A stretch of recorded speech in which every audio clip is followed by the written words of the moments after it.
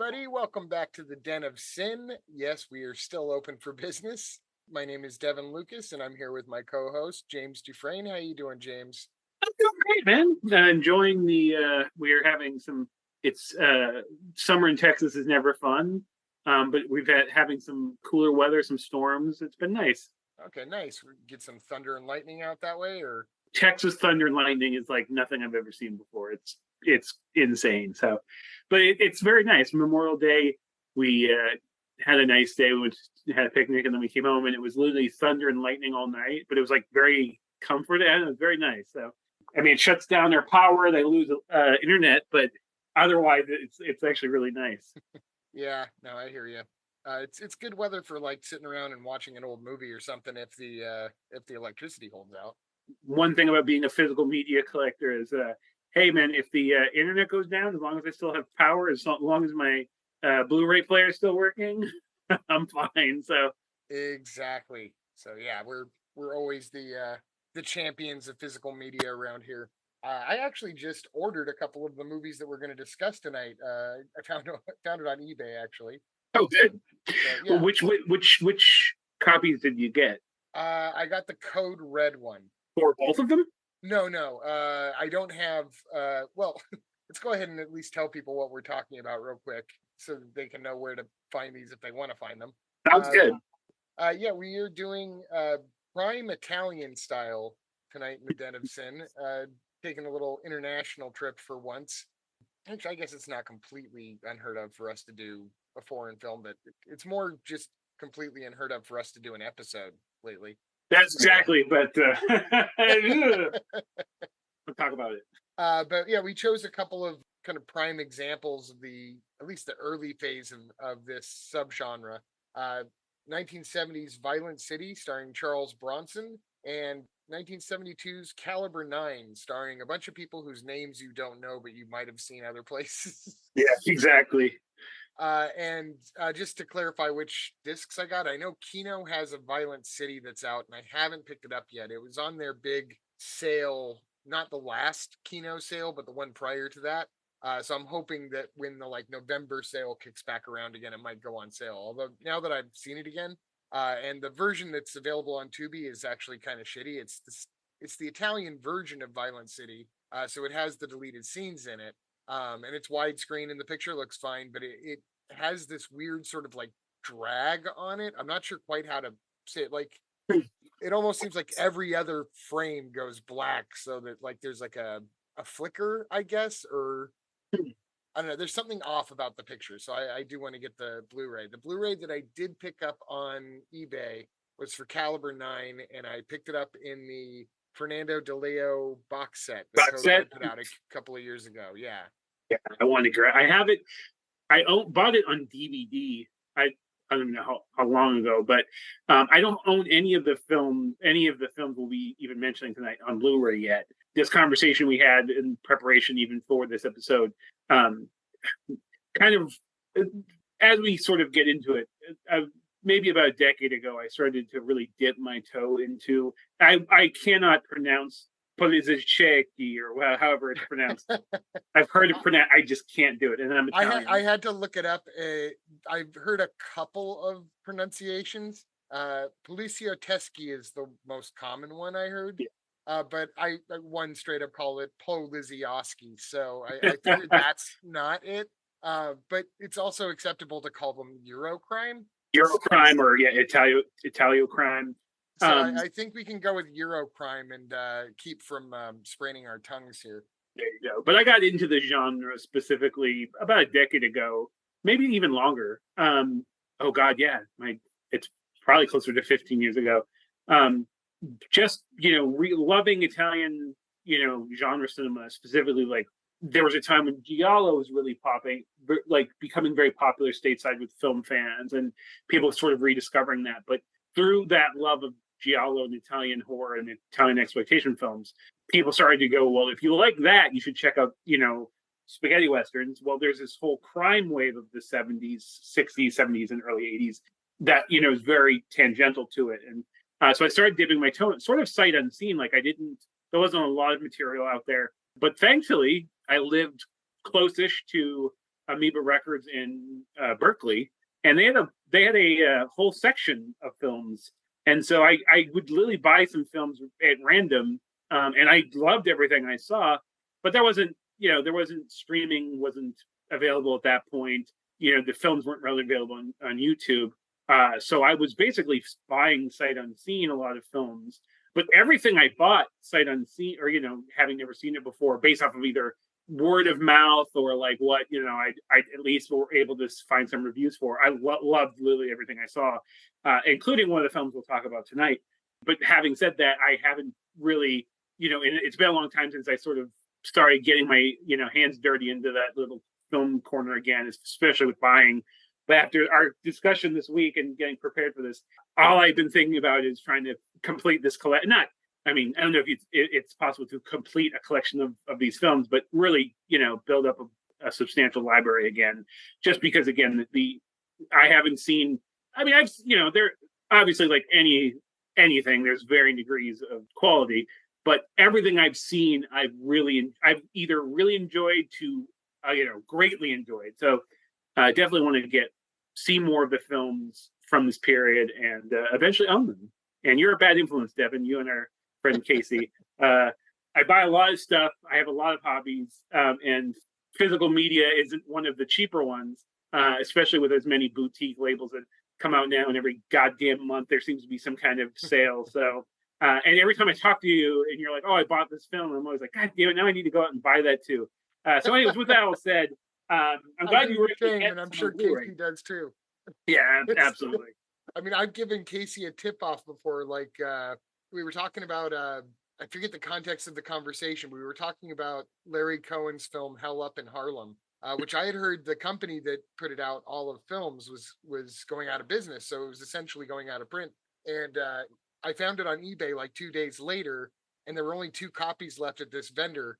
And I emailed Casey right after. He's like, "Yep, they're both gone now." Like we both grabbed. So, so Casey and I are that's awesome. depleting stocks here. But yeah, it's actually, this is a great one to talk about physical media on, because of the scarcity of these films, because they are finally, for the first time, really widely available in the United States. In oftentimes their unedited versions, because a lot of these films were cut and retitled and kind of thrown to grindhouses in the United States, whereas they were actual full theatrical releases in Italy and at home.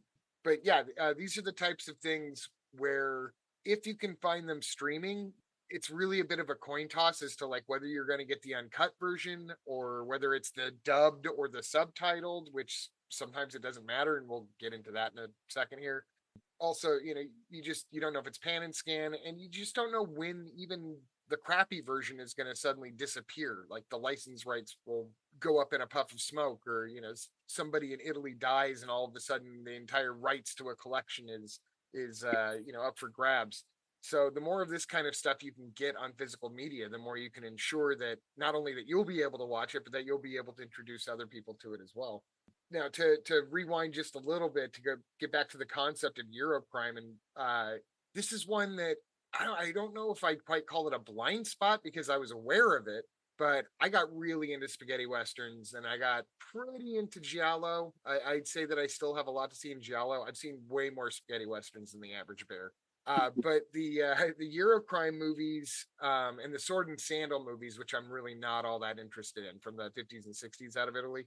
Like, I've seen the Steve Reeves Hercules stuff, and they're fun, but they're not going to be the source of a obsession for me. But the Eurocrime films, they were kind of an intentional blind spot, in the sense that I knew that once I started, it was going to become a habit. It was going to become something that I had to find, that I had to own, because of its perceived or real scarcity. And so yeah, I finally took the dive, and you're actually the one here that knows more than I do, because well, Violent City I picked because I love Bronson, and Caliber 9 was straight up your recommendation. I asked you what are some great Poliziotteschi films to check out, and that was one that you mentioned that I had heard of, but I knew nothing about, and is one of the movies that does not have an American star in its lead. So yeah, so I was excited to check these out and really kind of finally get into what the feeling of these is. I think it's worth pointing out that these were produced by what in Italy is called the Years of Lead, which yeah, it was a period of great socio-political turmoil in Italy. And yes, they were inspired by American cinema like Dirty Harry and Bullet and The French Connection, The Godfather, Death Wish in a million ways.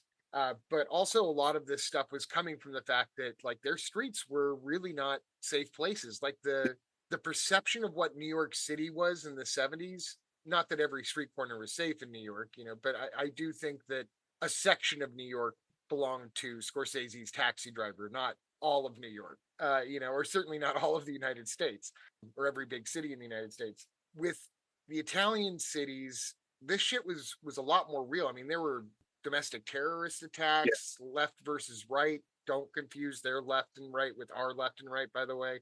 The leftists in this situation were practically Soviet in a lot of their beliefs, and a lot of the youth culture was into that. It was just kind of a crazy assassinations in the street, kidnappings. So it was a lot more than just Yeah. your quote unquote run of the mill muggings like you would see in a New York movie. I know that is minimizing the troubles that were happening in New York, but really I can't play down the troubles in Italy at this time Well, at that's so all. that's what's so distinctly interesting about this period in Italy is that it was sort of like a combination of like using it from an American point of view. It was a sort of cross between like the gang war of the 40s and the student unrest of the 60s and the picketing and the protest.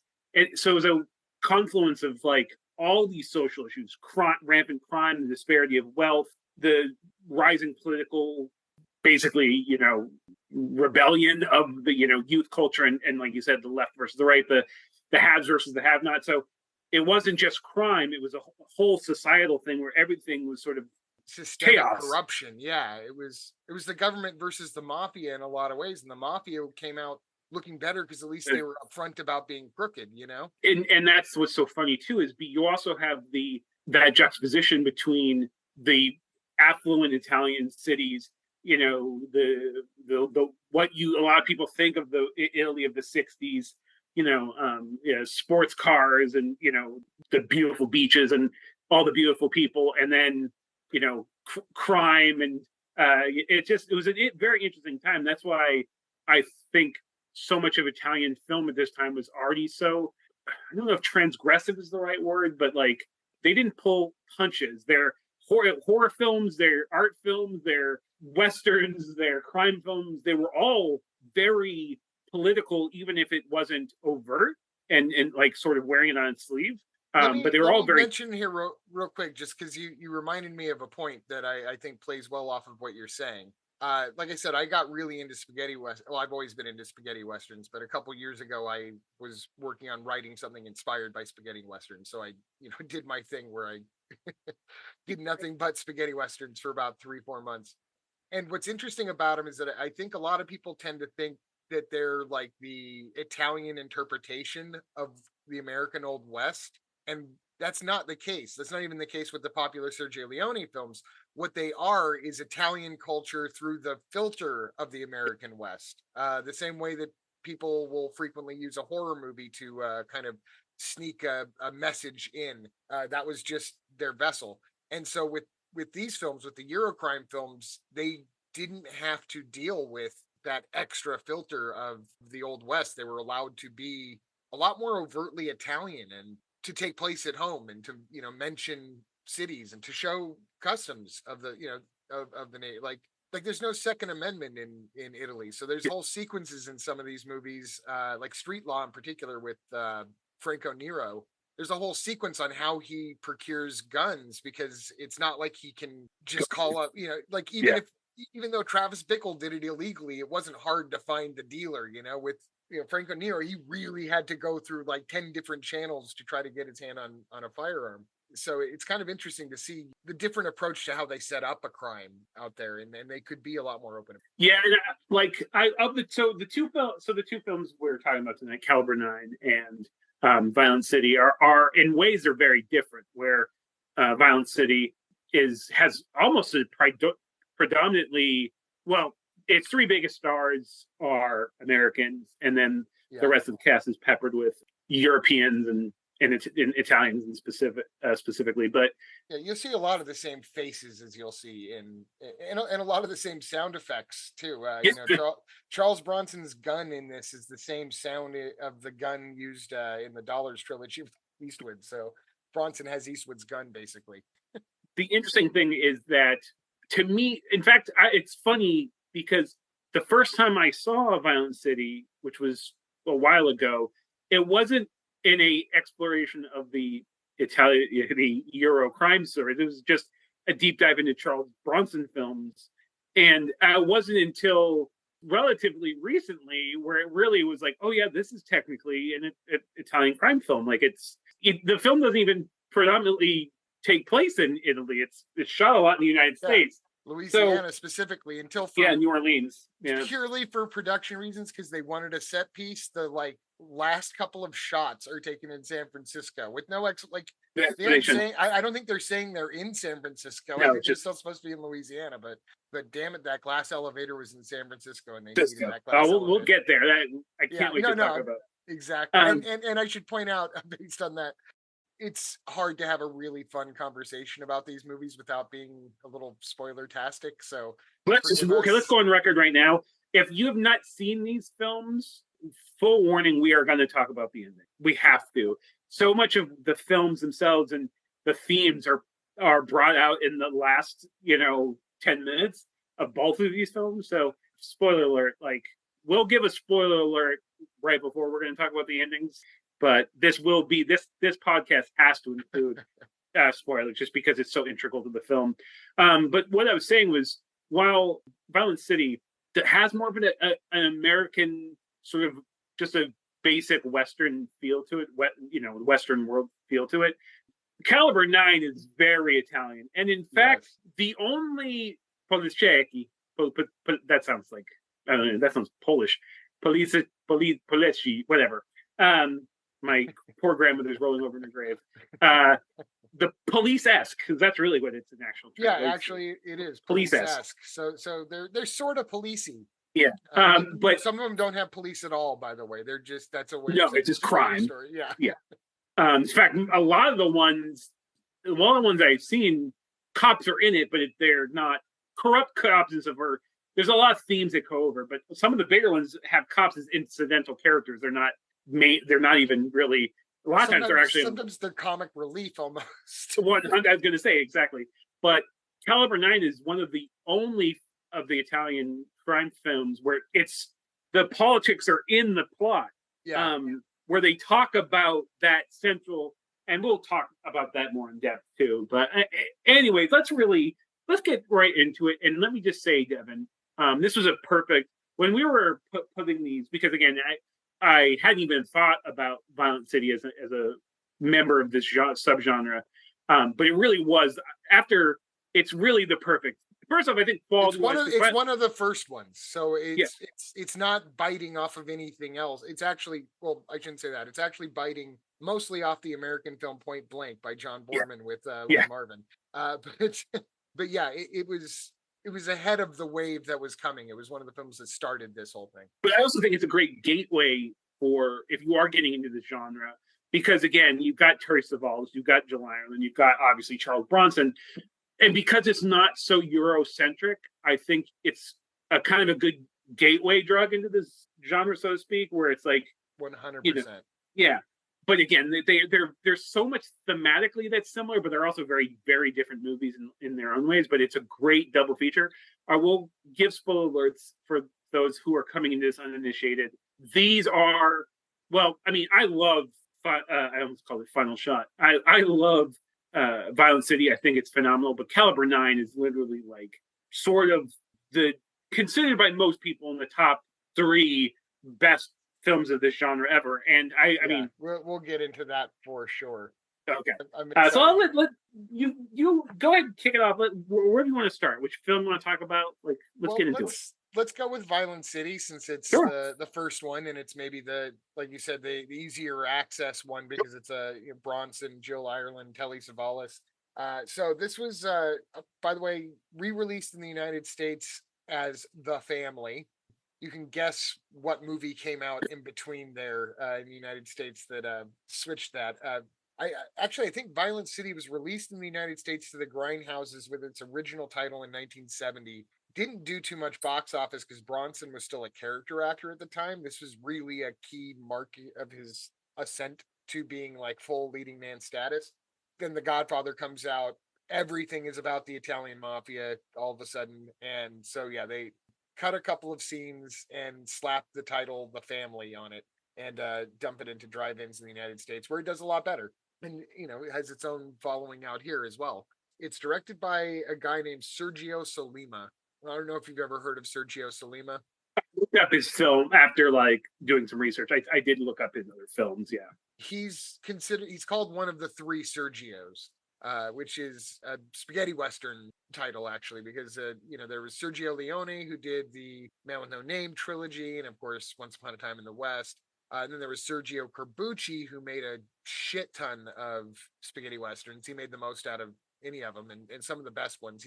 He's the guy who brought the world the very first appearance of Django. And then there was Sergio Solima, who made the fewest of the three of them, and at least within the spaghetti western genre. But the three that he made were kind of biggies, and the one that I know the best is The Big Gun Down, which is a pretty rough around the edges story of Lee Van Cleef versus a child molester. Basically, it gets pretty brutal as you would kind of want it to. Yeah. So yeah, definitely covering subject matter that would not be covered in an American Western of that same time period. So yeah, he is clearly inspired by the American films that he's seeing at the time. Bullet is also another one, although apparently Bronson asked him if he was inspired by Bullet because of the car chases in this movie.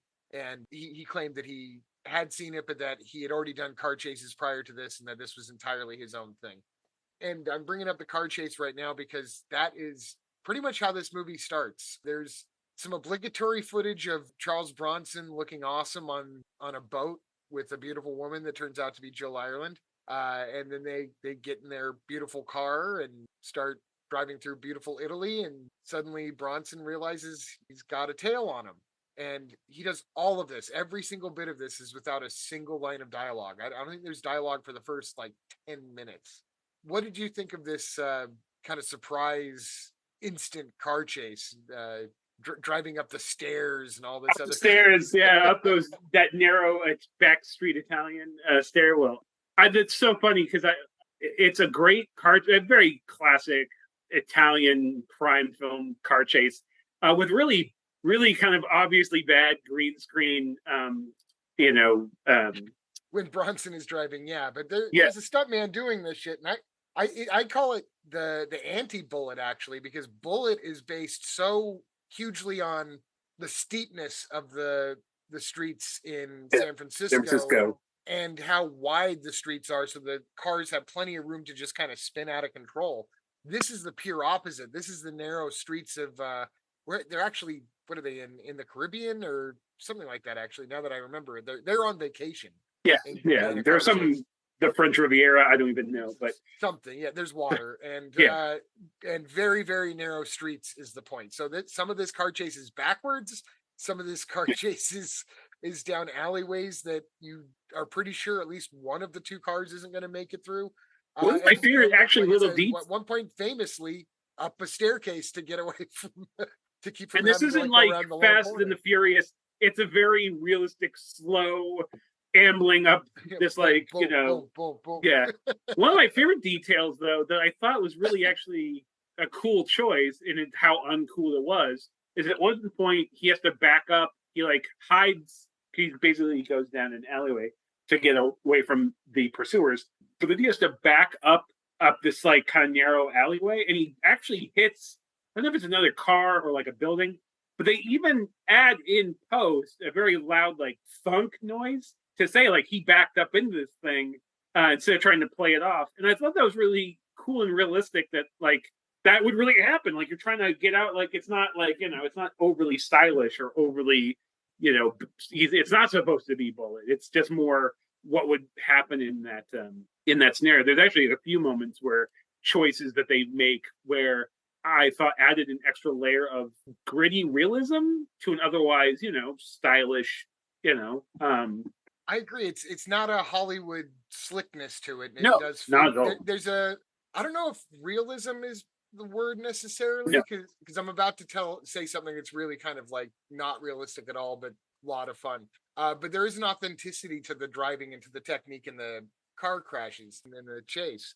But the next thing that happens is kind of ridiculous, where Bronson pulls into this small town and he drops Jill Ireland off in the corner. He's still, I think maybe even the first word is get out Yeah. of the car. Yeah. And so he sends her out of the car to protect her because he now knows that like this is going to become a confrontation. This is not going to stay a chase. And so he pulls into this small town and a car pulls out in front of him. And Bronson seems to recognize the person that's driving and he gets out of the car and he says their name, which was Coogan. It's Coogan. And then Coogan smiles and then just pulls out a gun and shoots Bronson, much to Bronson's surprise.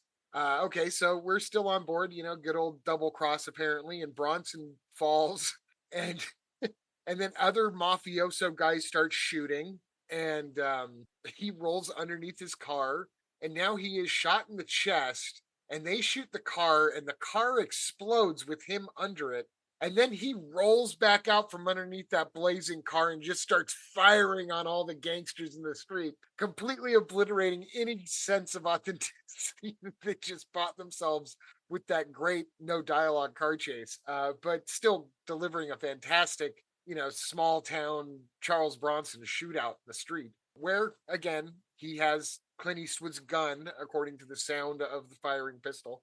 But anyway, he takes care of the bad guys, and Bronson passes out, only to wake up.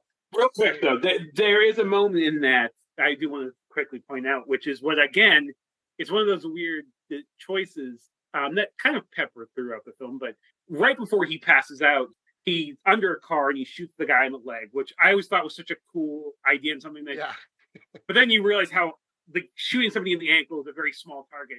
But he shoots the guy in the ankle, he falls down and shoots him, and that's when he passes out. But as he's sort of like finally passing out from being shot, the kind of gun goes off in his hand and he like shoots the dirt. that's And right. again, That's right. You and again, I notice it. remember, You notice it as it yeah, happens. You're right. yeah, and it's like, oh, that's cool. Like that's something like again is a choice. Like that was put in there as a choice, and it's like, oh, I Yeah, like that. his arm going limp And just and falling to yeah, the ground causes to the the gun to finger go to off. pull the trigger. Yeah. Again, is it realism? I don't know, but is it creating some sort of realistic, like a flavor realism? But I don't know. Yes, I one thought it was hundred pretty percent. cool. At this point, I'm in. Yeah, I am totally sold into this, into Violent City. I want to know what happens next. And of course, he's been arrested and he's being taken care of in a bed where he's handcuffed to the pole and all of that. And he's having flashbacks. He's remembering the circumstance that he met Coogan under, the man who shot him in the chest and drove off, leaving him to fend for himself against the gangsters. It's really of like little consequence what job he does for Coogan, outside of the fact that it provides exposition that he's a professional hitman, Charles Bronson is, and that Coogan is a race car driver. And Coogan wants to wipe out his grandfather because he wants his grandfather's inheritance. And it seems like Bronson doesn't really want to do it, but he kind of gets talked into it. But I've never seen a hitman scene like this. I don't know. I've never seen a hit done this way, where this old man's sitting on his boat, docked in the harbor, and the phone rings and he picks it up. Hello? And it's Bronson, like, I've been told to tell you that somebody's trying to kill you. What? Who tried to kill me? I don't know, but you better check outside the window. You can see him. So the guy opens up his window and then Bronson shoots him in the and I don't know, it's so simple. It's probably been done before, but I can't think of a time that it's been done before. exactly. And I don't even necessarily know why it's funny, except for to say that most of this movie is funny and intentionally so. It has a great sense of humor. So we see that he was involved in helping Coogan get his inheritance, and that's all we're allowed to know about Coogan at that point.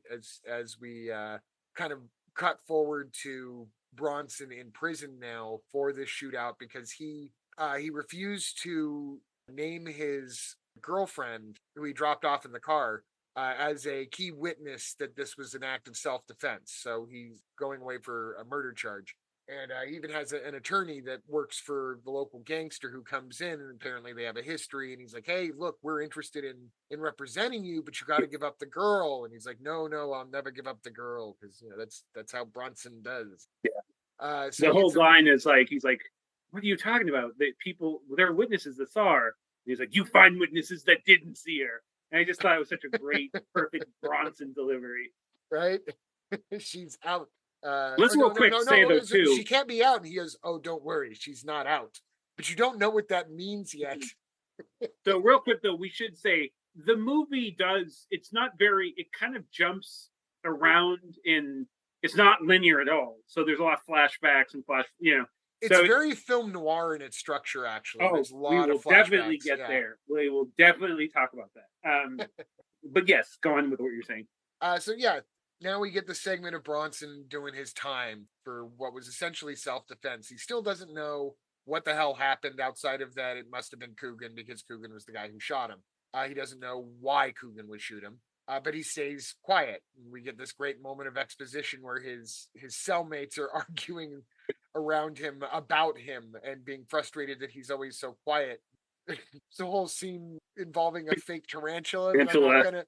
It's I thought it pretty was a silly. great scene. I'm still not sure if it I think it's was. awesome. Was it stop motion? It looked like moments where it's stop motion and not. It was Or hard to tell because, like I said, Violent City's the one that has this weird sort of lag on it on Tubi. So I would like to pick up the Kino Blu-ray and really look at it. But it looked to me almost like was somebody puppeteering. Like this is morbid as hell, but it's Italy in dead tarantula. 1970. Yeah, is somebody puppeteering a dead tarantula? Maybe I don't know. I mean, because it looked pretty. I mean, it looked kind of convincing, but when it moved, it was very yeah, obviously it it didn't looked move like like a a real real. spider, but it did not move like a real spider.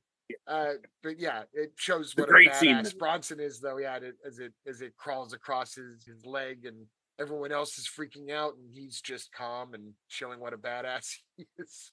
Also in the scene where he's in prison, just not really all that relevant to the story, really, but relevant to pop culture history.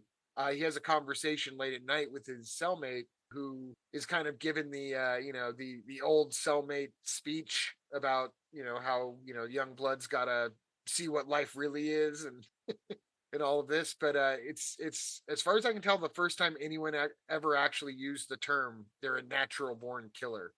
And being that Tarantino has commented multiple times that he's a huge fan of Violent City, I don't think there's any reason to source that line back any further than this movie to know where he got the Natural Born Killers title, because it's even told in a conversation at a prison, which is exactly where Woody Harrelson name drops the film in prison in Natural Born Killers. I mean, that's an aside, and there's a ton of those throughout the entire subgenre. We'll get into a few of them. This is clearly one of Tarantino's favorite subgenres. Well, it's funny that you say that because there's also something in the next movie that I Yeah. don't know if it's related, but it always strikes me every time I see it. Or let's also talk about the fact that Charles Bronson's character's name is Jeff, Yes. which is the least likely name for a hitman or Charles Bronson. I Hit don't know if me, you're a fan of the Jeff. TV show What We Do in the Shadows, but The there's a movie. I great. haven't actually seen the show, but I love the The movie. show is phenomenal. There's a moment in the show where the one female vampire Naja, she has a reincarnated lover named Gregor, who's an old Russian warrior and like a Cossack, just a killer. But he's been reincarnated, and then he's now called Jeff, and she gives this whole speech as like, Jeff, how could you be a very powerful warrior and be named Jeff? It's like a weak ejaculate. Jeff. And to me, it's like I I can never apologize get to that. anybody listening named Jeff. Yeah, I'm sorry, Jeff. Anyway, just not what you would like Euro crime story, and the killer's name is Jeff. And just hearing Charles Bronson be called Jeff is just very. It didn't sit with me the first time I saw it, so it doesn't sit with me today. Which is again quite opposite to the next movie we'll talk about. Which, Right. but anyway, I just had to throw that in there. Well, I'll try to speed through this a little bit more because I'm guessing we probably don't need to go by necessarily the blow by blows on Violent City, except for to say Jeff gets out of prison, serves his time. He's not broken out, but he's greeted by henchmen for the big bad gangster as soon as he walks out. I think it's a really funny sequence where they're trying to get him to do a job, and they're like, "Come on, man, anybody can do this job." Yeah. And he's like, "All right," and he turns around to just the nearest guy next to him at the airport, pushes him. Hey, this guy wants to talk to you. I almost feel like Bronson may have just grabbed a guy at the Yeah, airport. that's He's one. like, I'm glad you brought it because it's one of my favorite scenes in the whole movie. and that's what provides him his escape, is that they're dumbfounded that they now have to talk to this this nobody that they just got handed. But anyway, so yeah, the mob wants to talk to Jeff. Jeff wants nothing to do with the mob. Jeff is out. He is done with killing, except for one more, and this one's personal. He's gonna go after Coogan. And the guy that played Coogan, by the way, I didn't look this up on IMDb to confirm because I kind of just want it to be true. But apparently, the guy that played Coogan, nobody knows who he was, and the director can't even remember who it was. That's incredible. Some dude. But anyway, so Jeff finds Coogan and sets up just outside of a racetrack that's located in Louisiana. So that they were actually getting footage of real racers and a real event. And Coogan was supposedly in this event, and so Bronson stakes himself out like off in the fields, kind of like Timothy Carey style in Kubrick's The Killing, when he's going to take out the jockey or whatever. Is he taking out the jockey or the horse? I can't remember. I think it's a jockey. Okay, yeah, I need to see The Killing again.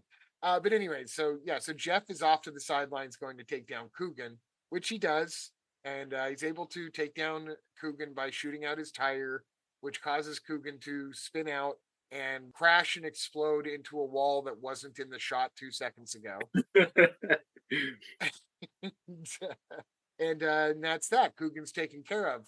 Then we start to have more flashbacks with Jeff, and we start to learn that the woman played by Jill Ireland, who was the love of his life apparently, and a word to the wise to all women: never go to the beach with Charles Bronson. You're going to end up like the target of something at some point. I don't know why the filmmakers keep on putting this uncomfortable looking man wearing jeans on the fucking beach trying to be romantic. They've tried this with Bronson so many times. I don't know why this particular image of Bronson in a tropical location. But anyways, so he goes further into the flashbacks, and we see now what he has known all along, which is that he saw his girlfriend get in the car with Coogan and speed away after he was shot before he got into the gunfight in the streets. So he knows that she's aligned with Coogan, and he wants to find out what's up. So he finds her. They smack each other around a bit. None of these films are particularly nice to anybody. They can be particularly rough on women. I'm going to give a trigger warning on that one. Yes. But in the case of Jill Ireland's character, what was it? Was her name Victoria in this? I believe so. Vanessa.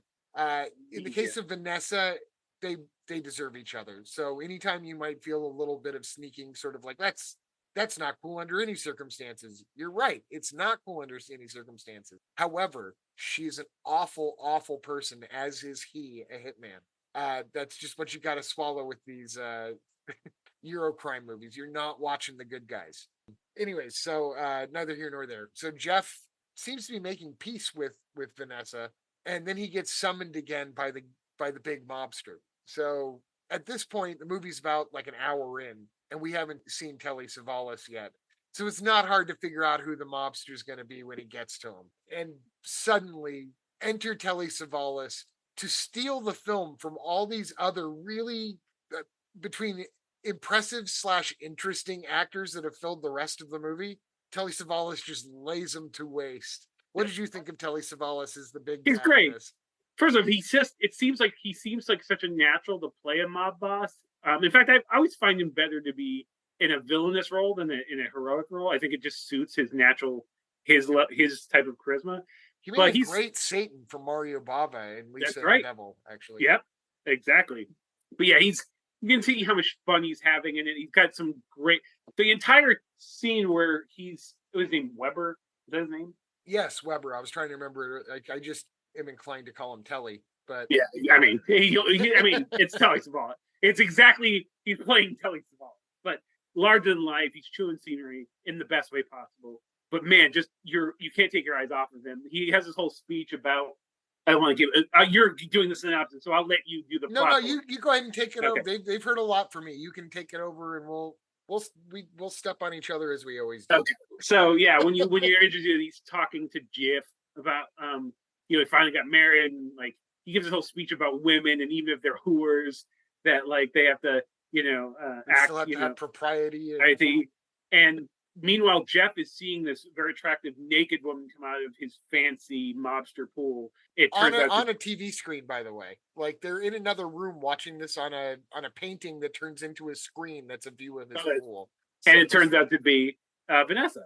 And so Yes. he's like, and Weber plays it off like, oh, that's right, you knew her. And like it's this whole sly sort of almost like power play. A 100% power play. Yeah. Like, that's the whole point. Like yes, he's inviting him to come in to do a job, but he's really inviting him to say, hey, check out who my wife is. Yeah, like look who I'm bagging. And in the way that it's Bronson plays it very like you can see that he's feels betrayed, but he's also super pissed. He's boiling behind those eyes. Yeah, because Bronson can do silent and mean really.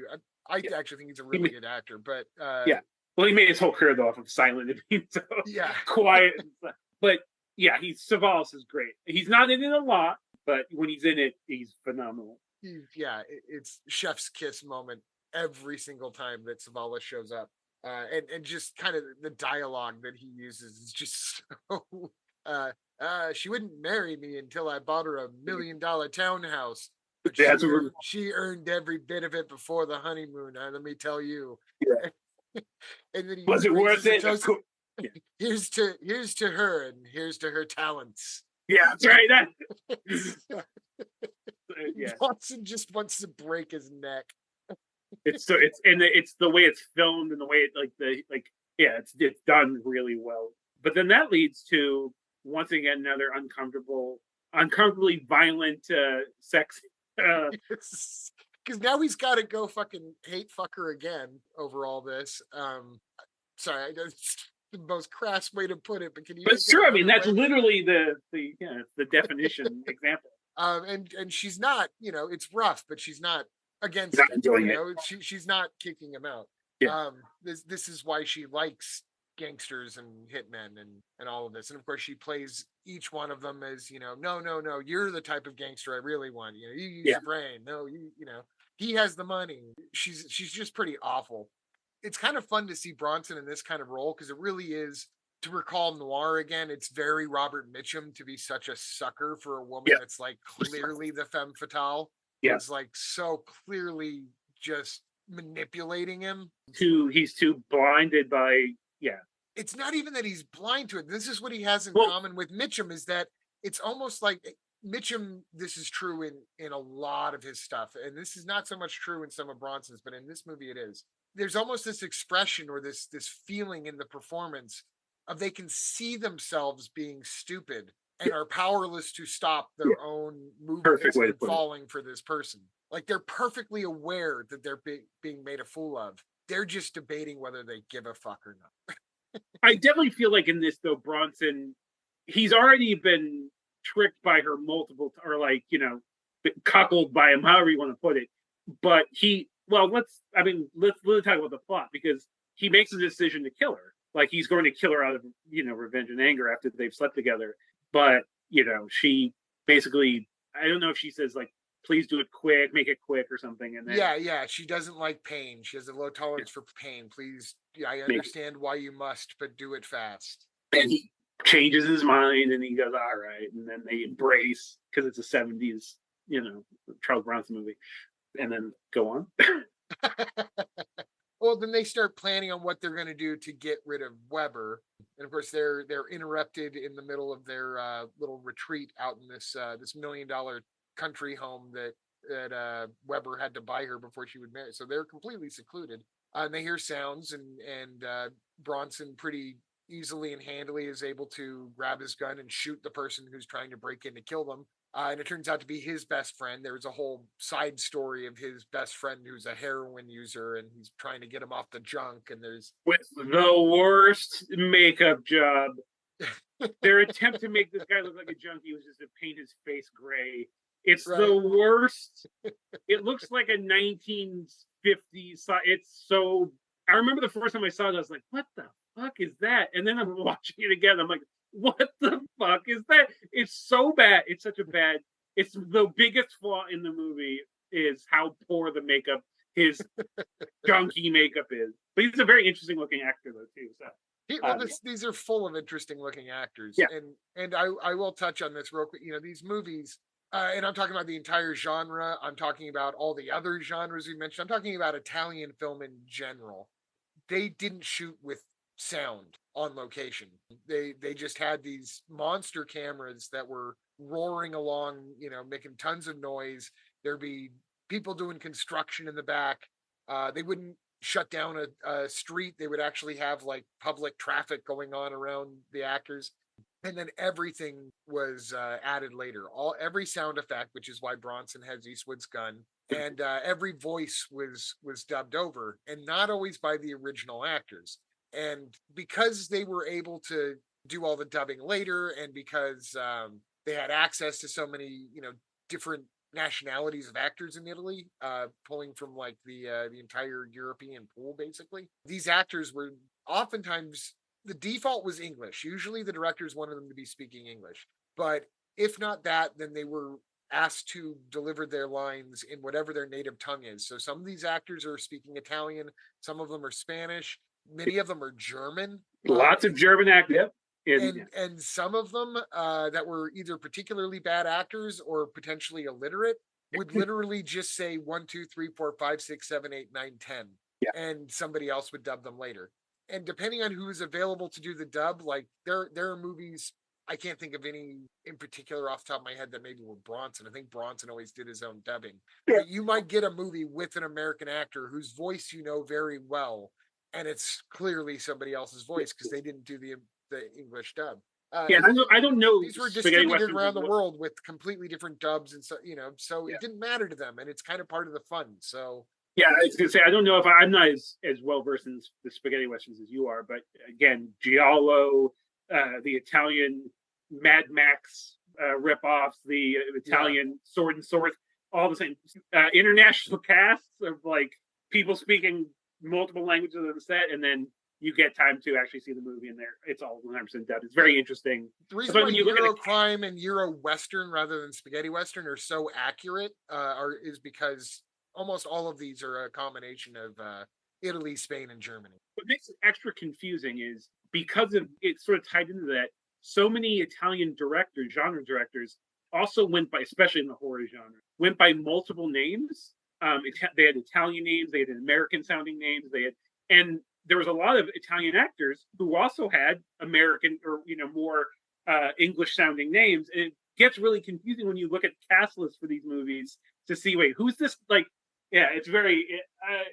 I know it's huge in Italian horror, but even amongst the Eurocrime thing I've seen again. I'm like, wait, that guy's name is it's like a guy like George Eastman, who I forget his real Italian name, but you'll see their names and you're like, wait, is that an American actor? And then that is also he sounds American, but he's actually an Italian actor. So it's all very confusing, but it's like you said, it's sort of the fun of the genre. Yeah, exactly. So where was I in the plot? They've just killed the junkie They friend. killed his best friend. Yep. Yeah, so they decide they're gonna go for this. Jill Ireland and Charles Bronson, Jeff and Vanessa, they're gonna go and confront Weber head on. So Jeff goes to Weber's office, kind of gets Weber alone at gunpoint. Weber knows what's kind of going on, and except for Weber thinks that at some point Jeff has killed Vanessa. He doesn't know that Jeff killed the guy that came to kill him. So he thinks Vanessa's dead, and then Vanessa walks through the door. And this is what because it's not a big surprise to really anybody. Like, this is a technique that's been used in so many films prior to this and since this, where, the person that walks through the door holding the gun is the last person that, the person who's about to be shot expects to see. Except for in this case, Telly Savalas sees her, and his attitude just becomes like, Oh, Jeff, you fell for it again. You really Yep. think you're the last in this series? And like, I mean, it's just he goes straight for Jeff's manhood. Like, how can you let her do this to you? Like, I thought you were tough.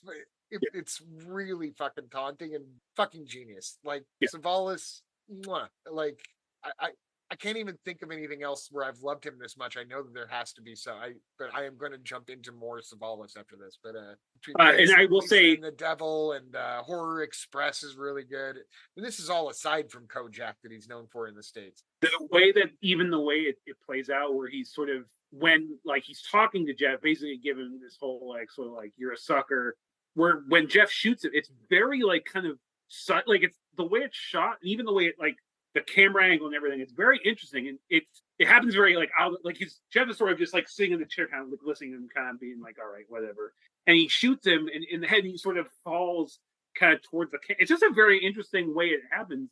It wasn't the obvious sort of the drama of it was just a little different. But again, it added this weird awkwardness that again adds to this sort of very kind of crime novel, Very Pulp Fiction-y. yeah, sort of story, but it adds these like little hints of like realism, and it's just a Yeah, very interesting. not just Tarantino's Pulp Fiction, but I mean like No, actual the like actual Dashiell Hammett Pulp yeah Fiction. genre, yeah. So very very interesting. So he shoots old Weber in the head, but now here comes the true Poliziotteschi. Yes, Whatever. there's always a kicker to the kicker. Yeah, exactly. So I'll let you finalize this, summarize. I'll let you end it for us. It's a really cool scene. Yeah. So as But it turns out, this would be the spoiler alert moment if you're not scared away already. yeah. So spoiler alert. Fast forward like 2 or 3 minutes. So it turns out that she is in cahoots with Steve, Weber's the attorney. Weber's attorney, That who was went to go actually see him in jail like way back in the beginning, and yeah, and who's sort of been pops up throughout the film. yeah, Him is every now weird. and again he shows up to say like, just stay away from Weber, man. He's bad news. Yeah, exactly. Him and his skin colored mustache. But their whole thing is like he's trying to take. He's basically he wanted Jeff to kill him so that they could take over his business. Because I think it's like he's not even like a mobster. I mean, he's a mobster, but it gets he's gone quote unquote legit. When Jeff first meets Weber post prison, Weber explains to him this whole bit about how he's going legitimate. This is why he needs this attorney. He doesn't even need a hitman, but he's going to take care of Jeff. He's going to have Jeff on payroll. He may not even use him because that's not how business is done anymore. But he likes to have a guy on retainer just in a head case. breaker. I forget the term he uses. Yeah, something like that. But and he makes some sort of allusion to like, you see that bank over there? First time I went in there was with a submachine gun and 3 other guys, and now I run the goddamn board meetings. It's but so Steve and Vanessa basically they tricked Jeff to kill him, and then they're going to turn him into the police and then take over Weber's business. And Vanessa has this whole moment where she's having second thoughts, and Steve's like, I thought you were better than this. And, it's like, he's a killer. He smells like death. And she's like, to me, you smell just as much as him. At least he has the balls to do the work himself. There's this whole moment or whatever. It's like, really showing that she doesn't have any allegiance. And she's still like, some of her love for Jeff, some of that attraction, I should say, I don't think she knows what love is, but some of that attraction is still there, that carnal thing of like, he's still like he is a killer and he uses hands. He might not be the smartest guy in the room or the most successful, but she prefers Jeff. It's just Jeff doesn't have the most to offer her. Exactly. She's not going to be on easy street, which again makes Steve a fool too, because there's going to be somebody else who comes along. But I think Steve is only really in it for the money, because there's a point where I think he even implies that he's gay, because he's like, I could have thrown myself at him, and but I think that Weber is more interested in. I just took that as a joke, because like, it could have been. It's hard to tell because he's pretty pissed off that she's like still. I don't know. Either way, it could be read either way. He's not the most masculine dude in the movie, but that's kind of the point of his character, whether it's gay or not. Yeah. He's the attorney. He's the weasel. Yeah, he's the fancy pants attorney. But with his skin-colored mustache. So terrible. Every time I see him, like, oh, dude, what is that? But anyways, his lip has a texture to it. But of course, this being, a Charles Bronson movie, people are going to die. So the whole final sequence is they're going to go finish their evil machinations or whatever, Yeah, and Steve and Vanessa. they're in this glass elevator. They're literally Everything, going to the boardroom to make the announcement that she's yeah, taking over the business for her husband. but of course, at this point, Jeff has found out, and he's going to wreak holy vengeance. And he basically, it's so, again, the way it's done is so fast. First off, the camera work for whatever reason, the camera work in the last like 5 minutes, where these sort of like long pans up over like these buildings, and sort of the shot of going up towards the elevator, just these interesting, I don't know if they're crane shots. They almost looked like maybe miniatures to me for some reason, instead of actual. But it was really fast. City, but I see what you mean. But nobody was building models for this. No, yeah, but it's just very interesting, like the way it looks. The lighting looks different, but anyways, it's just really interesting scenes. But basically, Steve and Vanessa are in the glass elevator, and you know what's coming. But the way it's done, where all of a sudden you don't hear any noise, you just hear like the glass break, and Steve gets shot, and he's like shot in the neck. Yeah, and then he gets shot in the stomach first, and then he gets shot in the neck, and then he gets, you don't see the final shot, but you hear it, and he falls. He's trying to, like, I guess, stop the elevator, which I don't know how, like, what's that going to solve. But then, of course, Vanessa, who knows what's going on, she can't see him, but she mouths, like, make it quick. I forget what she mouths, but basically make it painless or something. Make it quick or something. But yeah, he through his scope several buildings away, right, he can see her silently mouthing "make it painless" or something. Yeah, and so he kills her. But the way that this makes it a true, so thematically, and this isn't necessarily the same as every Euro crime film I've seen, even though they do. The whole idea is that crime doesn't pay, so that theme is throughout it all. But this sort of like tragic, like there is no winner. Like there's only, if your protagonist is the protagonist, he's a loser. Like it's, these don't have happy endings. But this one and both of them felt specifically very film noir in how that they resolve itself. That nihilism. That pure nihilism is a perfect way to say it. But again, spoiler, like he has nothing left. Really, the only thing that was keeping him going was his love for Vanessa or his revenge. Those are the only two things that he had. And now he doesn't have either one of them left. So he's on the rooftop, and this like these cops come up, and this like young rookie cop, he's like, "Hey man, if you don't shoot me, I'm going to shoot you." And the cop kills him. Yeah, the end. Suicide by cop. Yep. Suicide by cop.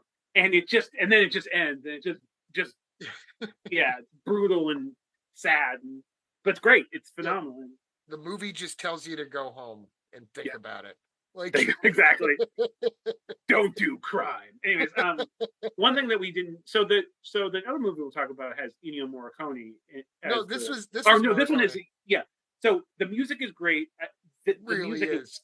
But not very. Even though there's no music in that glass elevator scene, and I just have to point out how great that is, as well as the music throughout the rest of the thing. Well, again, the sound it's quiet when they're in the, like you're seeing them behind the glass, and they whatever if I think they maybe are saying something, but it's quiet. All you hear all of a sudden is it's not like watching them die from out, like as if they're in an aquarium. It's completely voyeuristic as an audience. You're watching them die under glass. And again, it's not like a loud like crack, or it's like it's not even like, it's like, and they don't drop. They like bleed some more and then drop. Well, and like he has a more clumsy, almost like cinema verte kind of death, where it's like he's like stumbling. She is a very dramatic. He's not giving Jeff is not giving Steve mercy. Yeah, he gives her mercy. Yeah. Which is, she definitely doesn't deserve it. But yeah, I mean, great entry point into the genre. If it's not something you've watched, definitely it's a great to start with. Brilliantly directed. The acting is just so much fun, and then by the time you get to Savalas an hour in, I'm telling you, like it's just bravura. There's one point before we move on to Caliber 9. There's one moment that I just want to mention it because I'm not sure if you had the same weird feelings that I did. It's completely random, abstract to the point of the movie completely. Did you find it weird also that towards the end, when Vanessa's talking to Steve and she's putting this scarf over her head, she puts the sunglasses over the scarf instead of over her ears? So it's like the arms are like, I Yes, yes. And don't they know why that bothered me so much, but it was all I could look at for the rest of that scene. I'm like, why the fuck are you putting that? Looks so uncomfortable. it looks so awkward. It's just an awkward look. In fact, the look itself was very, I guess, of its time, but it was just an awkward look. And it's like, to me, almost looked like she was like, it's funny that I'm glad you brought it up because there's something almost like, it looks like she's going to a funeral. And I'm like, is she going to her own funeral? Does she know? Again, like, she won't, but anyways, Well, yeah, but these movies, this whole genre is known for its style, its set direction and its costuming and all of this. So somebody had to make the decision. Somebody had to tell her because I doubt Jill Ireland did that naturally because it would just be too weird. Somebody told her, no, no, no. I want the arms of the glasses to be outside of the scarf, as if you're a mannequin head or something. I love it. And that's I guess that's Violent City in a nutshell. I don't want to, I feel like we could go on and on about all the minute details of this movie. I mean, this is one of those ones like when we were growing up, we would see a movie and we would just spend twice the length of the movie just pointing out the details to each other over again. And Violent City certainly had that. And our next film had it to an even greater degree. Which is, did you have any more thoughts, by the way, on Violent City before we? Just a very quick little. When I first saw this, I was so kind of, I don't know, so fascinated by it. And there's a shot at one point when Charles Bronson is in bed, and I think it's literally right at the beginning after the whole exploding car bit. But he's lying in bed, and his head is wrapped in bandages, and just that image of him with his head wrapped in like bandages, and his little Charles Bronson face sticking out. I became so obsessed with that and the idea of these 70s crime films or whatever that I released in I used to make my own comics, like sort of indie comics. I hate that term, but and in one of the stories there was a kid it was a relationship story, but he was obsessed with, like, he was a film fan, but he was obsessed with this old film, 70s film about this guy, and it starred this like kind of very 70s turtleneck, but the whole image of he's basically like a heavier set Charles Bronson, but with his head wrapped in bandages, and it's like this action film. It was just a weird choice, but I just the image of Charles Bronson. It's only like a 3-second scene, but literally this image of Charles Bronson with his head wrapped in bandages, like kind of like an old timey how you'd have like a toothache and the bandages kind of go over your head and but your face is sort of sticking out. I don't know, just obsessed with that. And then the rest of this like sort of gritty 70s crime film.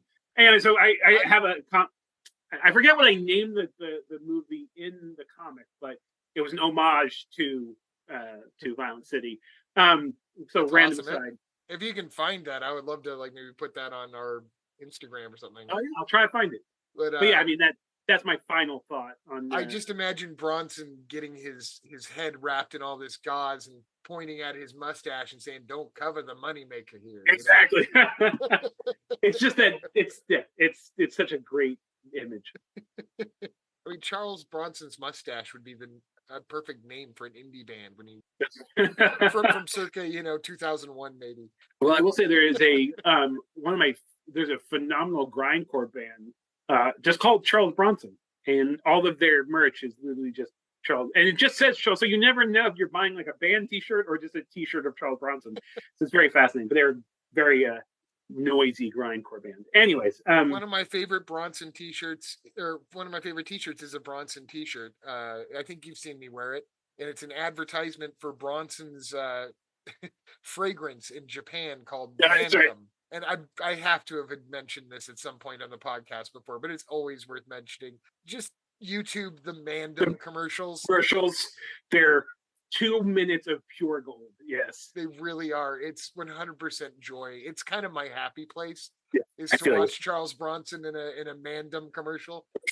Mandem. But yeah, I got the T-shirt of an old Japanese Mandem, and I think it actually says, "Hi, I'm Charles Bronson. Do you want to be my friend?" or something.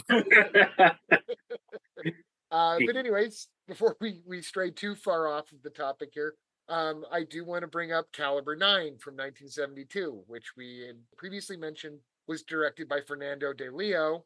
Also has been released in the United States under the title The Contract. Although, unlike, sometimes you can still find places where Violent City is streaming under the title The Family. I haven't been able to find anything of the contract, so I don't even know what that looks like. Thankfully, Caliber 9 is what you're able to find streaming here. It's on the Criterion channel of all places right now, in a beautiful copy that I'm hoping is the same as the Blu-ray I'm about to get. I just canceled my Criterion too, so That I hurts. I tried to find it on streaming. I didn't find it in any other streamings that I have, and I mean, up until this month, I don't think there was a streaming channel I wasn't paying for, but we decided to tighten the belt and cancel a bunch. And the Criterion one, it was $100 a year, so that one definitely made some sense for right now, even though it was a streaming service we used a lot. So unfortunately, I haven't been able to rewatch Caliber 9, but I mean, it's a movie that sticks with you. So if I have any, we were actually going to discuss a different film that was also by Fernando de Leo, and it's also on the Criterion channel. and part of the trilogy. Yeah, they've curated a whole selection of Fernando de Leo films on Criterion, and three of them are, yes, part of this trilogy, of which Caliber 9 is the first entry. And it's, at first I thought this was a trilogy, kind of in the same way that The Man with No Name is a trilogy, in that they're kind of loosely thematically based, where it could or couldn't be the same lead character. In fact, with The Man with No Name, he has a name in all three movies, so either it's a pseudonym in all three movies, or it's just meant to be a trilogy in spirit. But I kind of figured that's kind of what this was, especially when I first saw that it had multiple actors appearing, but actually none of them are playing the same characters. Every story is completely different. The connection is, the title of this was originally Milan Caliber 9, and that's what it's known as in Italy. Milan Caliber 9 is the title of a collection of short stories by a person named Giorgio Skurbanenko. Your guess is as good as mine. Dude, if we ever go to Italy, we're getting shot. But Skurbanenko. Anyway, it's a short collection of 22 short stories, and all three of the movies that Fernando de Leo directed that are from that book of short stories he considers a trilogy. And this was the first one. It takes place in Milan, of course, hence the title, Milano Calibro 9. Now, I wanted to talk about The Italian Connection, which is the second film in this trilogy. I sight unseen, I was more aware of Violent City because of the Bronson connection. I had been interested in The Italian Connection because I had heard that Tarantino based Vince and Jules from Pulp Fiction off of the hitmen named Dave and Frank, played by Woody Strode and the late great Henry Silva in The Italian Connection. So I wanted to see what that was about and see whether there was more than just the black and white hitman team in common with Tarantino's creation. And I did watch it, and we can get into it if you want to. I really, really love that movie. But the other movie let's save it, because what I was actually going to suggest at the end of this is that I think I would love to dive even deeper. I mean, God knows there's a ton.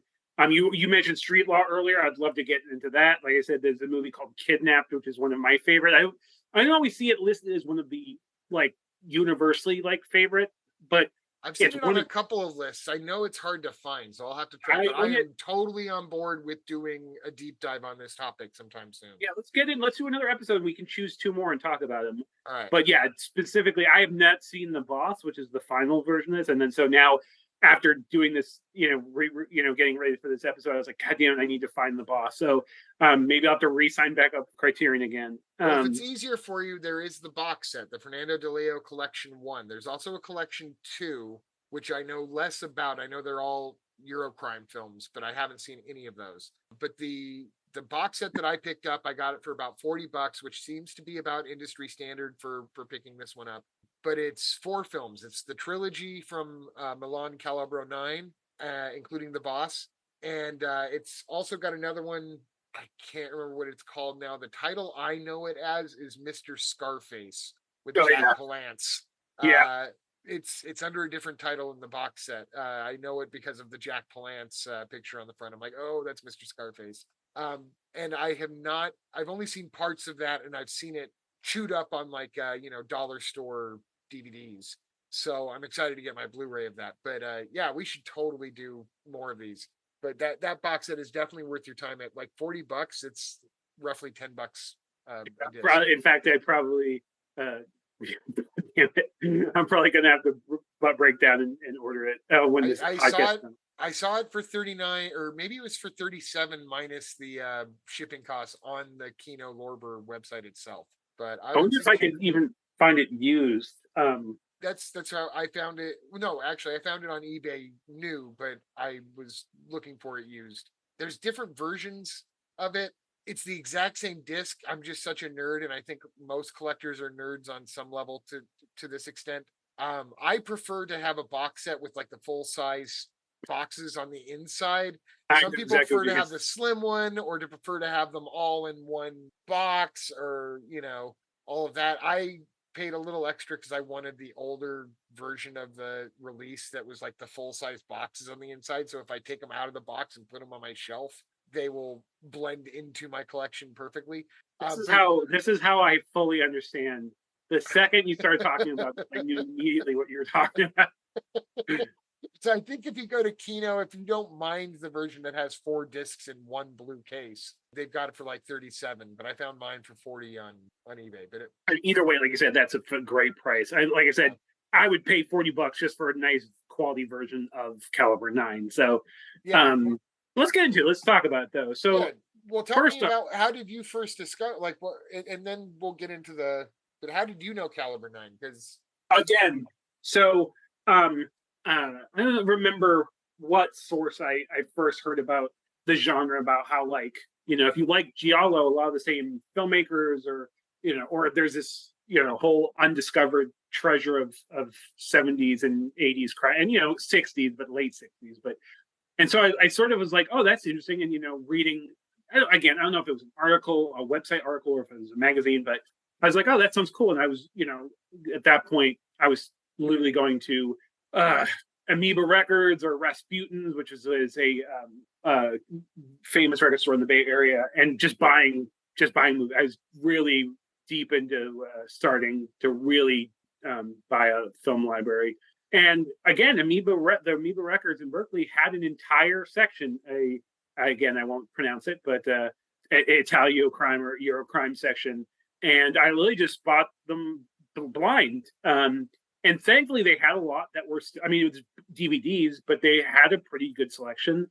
I know the first three I watched, I think, was Street Law, Kidnapped, and Caliber 9, and I loved them all.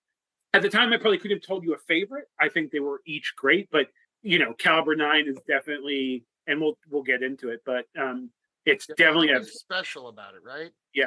It's hard to put a finger on, but it seems movies don't make me giddy that much anymore like they used to. And this movie, like as I'm watching, I'm like, I know this feeling. This is that feeling I get when I'm watching one of my favorite movies. Like I think this is one of my favorite movies. Well, the thing is, so even the first time, I think, okay, well, we'll get right into it. So first off, the main actor, who I don't know him from, I didn't do too much research in seeing what else he's done, or if I Oh, doubt I would even know. can I tell you who he is? Because you've definitely seen him in at least one thing very specifically before. But I had to look it up because this guy's face is Yes, incredible. And I had to look him up because I'm like, is he familiar or is he incredible because it's so foreign to me? Gaston Motion. The guy's name is Gaston Moshin. Yeah, Moskin. I don't even know how to pronounce it. But he played Fanucci in The Godfather Part 2. Put a Oh mustache my, on him. He's the gangster that runs the Little Italy that Robert De Niro jumps across the yeah, rooftops and sneaks in and kills through the towel wrapped around the pistol. He is that's great. Fanucci. And this, he's got essentially a shaved head and Yeah. no mustache over basically no lips. I mean, he's oddly attractive. I don't know exactly how to explain. Which, Okay. as Fanucci in Godfather 2, he's repulsive with his mustache and his weird loose hanging suit. He's just a repulsive presence in that movie. In this, I don't know if it's his power or what. He has a beautiful girlfriend in this movie that Oh you'll get well, into. I know, yeah, we'll but talk about that. I buy it. I totally buy into it, even though he is this like brutish looking guy. I'm like, I get his power.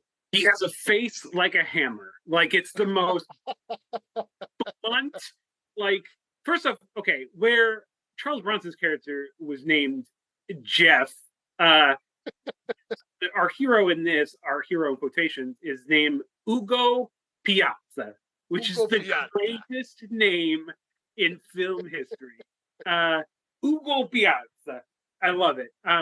Yeah, again, it's funny that you. So he, to me, he's like very Italian. Like he does like. Well, okay, the gangster Rocco is the most Italian-looking person I've ever seen in a single film. Which But is this guy funny has because that he's like half German. That guy. exactly. But I mean, when you see the film, you know what I mean. Like the presence. Rocco's important. Rocco is as important as Ugo Oh, absolutely. in making this movie work. 100%. Oh, the last. Anyways, we'll get there. But Ugo, who's like the most, he's, kind of epitomizes the strong. Um, but so the movie starts with this really interesting scene of like all these like characters, and from what I understand, the filmmaker actually didn't even cast a lot of actors. He actually just cast a lot of locals who were interesting looking, and man, does that really play out. Which you can get away with when you don't have to record them speaking dialogue. Exactly. But the whole beginning is like a handoff, and you see this whole event. Yeah, He's like kind of from one person to another, like another. One parcel of like cash wrapped in newspaper is exchanging hands from Exactly. And what it essentially this his name is Ugo, which again I can't get over. He gets out of prison and he's immediately picked up by this gangster named Rocco and his cohorts, who are basically trying to strong arm him because they believe that he stole it out of like the gangsters never got their money, and that they don't open know up the parcel and it's blank pieces of paper. Exactly. And it doesn't end well for the people that were in the handoff either. Yeah.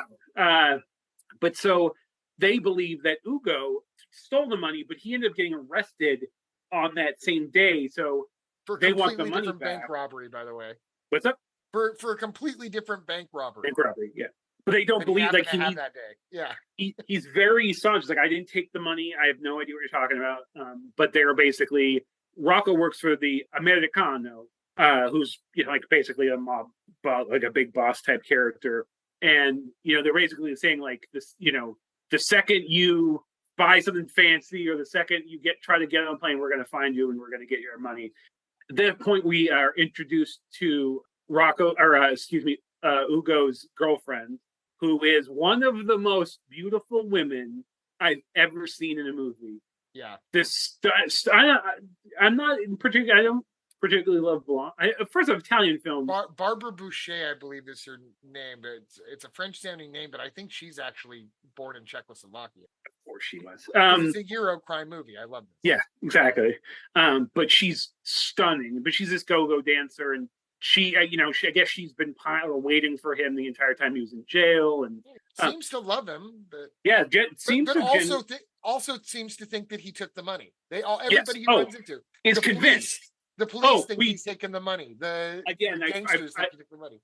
So he, after he's basically jumped by Rocco and his gang, he goes to the police because I guess he needs to go get a temporary ID because the thugs stole his. They stole his. I forget everything they stole from him. So he has to go see the police, and the main cop is just riding his ass the whole time. And he's like, "Hey, man." He's like, "I hope he does kill you. That way, I can, arrest him." Like. Yeah, exactly. One point he says, I'll give you the money and then you can go and give it to the gangster. Why would you do that for me? So that he'll kill you for it and do the job for me. It's exactly. He's very open about how fucked up he is. Yeah, exactly. And that but again, everybody everybody assumed he took the money. The word is on the street. And yeah, his love, I don't remember the character's name, the go-go dancer, but Nellie is her name. Nellie, that's right. She's convinced that she's like, we'll hightail it, we can go to Beirut or whatever. I forget what she says. He says, what am I gonna do in Beirut? She's like, spend the money. And he's like, I'm trying to tell you. Every single person, he's just like, I wouldn't take his money. I don't know why everyone thinks I took his money. I wouldn't do that. I was in prison. Like But now he's indebted to this gangster who claims that he stole the money, so he has to do work for him. Yeah. At that point, we see he Ugo goes to see his former boss, his former godfather, Yeah. who is like now an old blind man. Yeah, it's symbolic. The the old mafia is dead or decrepit at least. He even says it's no mafia, just gangs now. Yeah, exactly. And then we also see the former Don. He has his capo or whatever. I don't know. He's basically got his right hand man is this guy Chino, who's stuck by him, even though other gangsters don't really. They're like, oh, why are you with this like blind old man? He's got no power or whatever. But Chino's been loyal to him. Because yeah, he's my man. Exactly, he's my man. He's my Don. And then like I guess Rocco and his gang show up to Chino's place, and then there's a whole like again. I wish I'd watched it recently, but they have some sort of confrontation, and Chino forces them to leave, and basically is like kind of stares down Rocco a little bit, and is like kind of puts him in his place. I think he even takes money from him. Yes, exactly. Yeah, in fact, he takes exactly. He and does he force him to give back Ugo's money that they basically stole from him? Because I guess he had like 1,300 lira in his sock you took my friend's money, and yeah. So basically, Rocco's like this tough gangster, but he's basically like put in his place by this other tough gangster. You can see he's scared of Chino. He's scared of Chino, exactly. Chino's the real deal. Chino's pretty much hung up the guns. He's not that guy anymore, but if he's pushed. Exactly. He'll swing on some gangsters if he needs to. At that point, we sort of see that basically Rocco is watching his other. He's basically become paranoid, and he's he doesn't trust any of his couriers. So all these like handoffs are taking place, but then when the people open up what should be a satchel of money, or like you said, like a parcel of money, they're bombs and everybody blows up. There's actually a great. He's like in the phone booth. He's like, did you get the package, or did you get the money or whatever? And the guy goes, "Is it all there? It's all there. There you go." And he opens up and he hears the explosion of the phone. He's like, "It's all there." It's a great. He's very funny. Rocco is hysterical. So Rocco, I want to see Bruce Campbell play a role like Rocco. I'm just going to put it out there, like the dangerous, like harebrained gangster. Yeah, exactly. I know he doesn't look in any way Italian, but these look like Bruce Campbell's suits that Rocco's wearing. I think that must be cool. I could see Bruce Campbell playing Italian. I would love to see Bruce playing a wild fucking gangster like Rocco. His level of intimidation comes from being over the top. From that point, Ugo is. You see, he's basically being followed. Like there's somebody has been watching Ugo, and they go to do this exchange, and it's basically this guy in this white scarf kills the person that they're going to do the handoff with, and ends up stealing the package. And Rocco knows that, or I'm sorry, Ugo knows that he's going to get the heat for this. Yes, and so they basically believe that it's his former Don. Well, they don't tell him that that's who they think it is. They say, "We found who did it. We're going to go hit him," and they put Ugo in the car to go. That's basically do a drive-by shooting on the person that shot their courier. Yeah, so he refused. Once he sees it, he refuses, and then Chino ends up getting away. Yeah, but Ugo's like horrified because his Don was just murdered, and it actually kind of feels like the whole thing was set up by Rocco or possibly the Americano. Oh yeah, I feel like it definitely was. Like this was set up. The courier was sacrificed so that they had a body that they could blame on somebody else, and then surprise him and test his loyalty basically to see what he would do if his former Don was assassinated on the street. Exactly. And so from there's like the Americano and his whole crew are like in this like fancy, they're having this big disco party at this retreat. Some of the dancing by some of these slick-haired gangsters too. It's and all this Euro disco. It's such a great product of its time. It's beautiful, man. It's just beautiful. What cocaine was made for. So essentially, Chino comes out of the bushes and ends up, assassinating the Americano. Spoiler alert for Caliber 9, by the way. Oh yeah, if you're worried about spoilers, this is the point to tune out for a couple minutes. Yeah, exactly. Fast forward for about 10 minutes. So basically, Chino gets his revenge, shoots the Americano, and Ugo, who's been basically like a silent witness up to this point, ends up helping kill the remaining gangsters who are there. And Chino sort of like, he gets shot, I think. He does. You don't know it quite at first. They're talking to one another, and then he kind of collapses from his wound. That's right. But basically, he's like, he knows that basically this was all Ugo's fault. Like Ugo, for like basically, you did it. You got me to kill the Americano. For you. Yeah, and at that's where at this point where we see that this was actually kind of a plan by Ugo. By the way, I just have to say, punctuated, like you can tell the moment that Ugo starts to run from the crime scene and the music starts to suddenly go to a faster beat. Yeah, it dawns on you, oh shit, he's had the money all along. Yeah. And so he goes, how well perfectly calculated that moment is. Oh, it's so good. And like even like you don't have to see him get the money. You know that he's going to get the money for a good 2 minutes before he gets there, and he never tells anybody that's where he's going. No, but this is, it's not like he disappeared. It's there's all these shots of him like driving and then going in like this, like I don't know if it's like an old church. Yeah, like maybe a church that was never rebuilt after World War II is kind of what exactly. But essentially, like he's going to go get the bag of money, and as he's basically, you're assuming he's going to go run off with the money. He ends up getting stopped by the cops, and he's driving without an ID. So they haul him in, and as he's in the office, Rocco's there as they're like sort of because of the killing, because of the exactly. Oh yeah, so exactly. So the cops have and the cops know they're Rocco wasn't there. It should be pointed out. Rocco wasn't there during the disco party. No. All the girls from the disco party are now in the police station because they're the only survivors, and they're all kind of behaving like this thing totally wrecked their party, and now the police are double wrecking it. Like exactly. They're not broken up. They are not in hysterics over the violence they just witnessed. Well, I also get the feeling that they just kind of moved the party to the police station. I kind of get the feeling though that they are paid ladies, though, aren't they? Yeah, yes, absolutely. Okay, yeah.